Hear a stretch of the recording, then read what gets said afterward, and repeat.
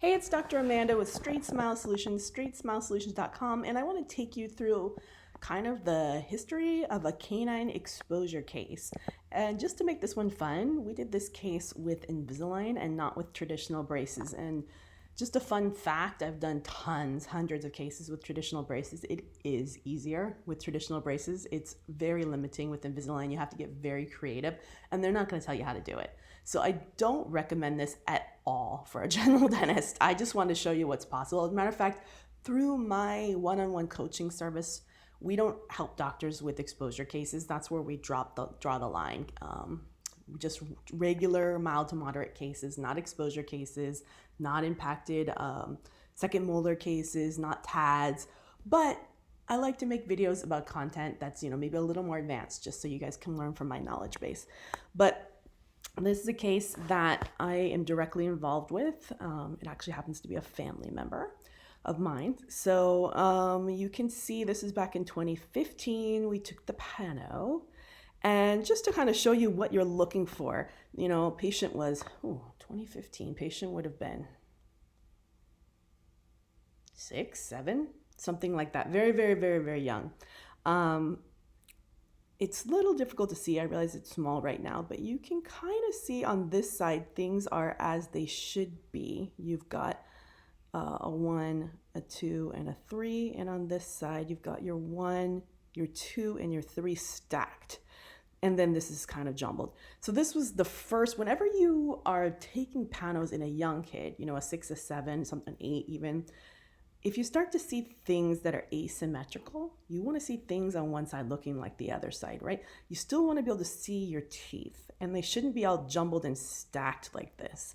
So even down here, you can see 1, 2, 3, 4, 5, right? 3, 2, 3, 4, 5. I want to see it like that. I don't want to see it like this. So this was a big, I remember when I saw this back in 2015, I was like, what the heck is going on up there? This is not looking right. And that was a huge red flag. So I think later down the road, we took additional, and then we realized we weren't sure if it was transposed or if it was just impacted, but we knew that there was going to be crowding, and it was definitely time. Best thing we could do was take out those primary canines when they erupted and start expansion. That's exactly what we did.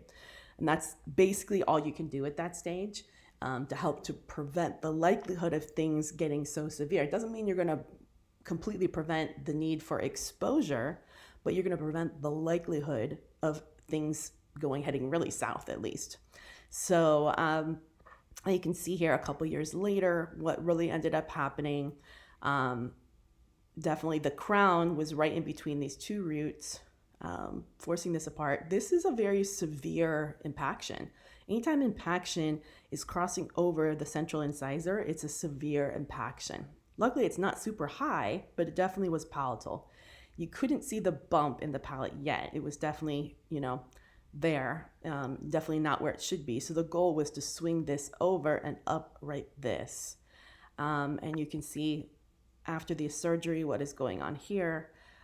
There was a TAD that was placed at one point, but that was not working for the patient, and it was loose and it was causing severe pain. So ended up doing an attachment a button on number 14 to at least move the crown where it was supposed to go.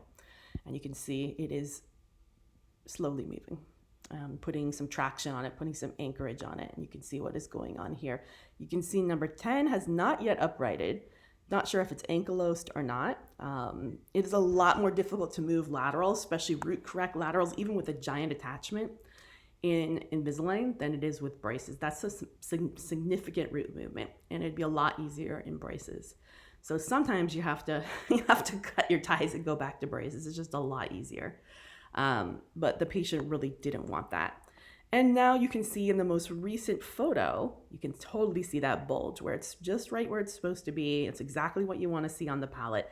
It's just not breaking through the surface. So patient is actually scheduled next week, end of August, to have that open exposure done, the chain removed. And then from there, it should be easy to, once a little more space is created, to just move that tooth right into position. So I would consider this definitely a success given where it started. Very exciting. So stay tuned. stay tuned. And the moral of the story is definitely early intervention with extracting of primary canines and expanders, and getting, recognizing these things as early as possible. All right, thanks so much.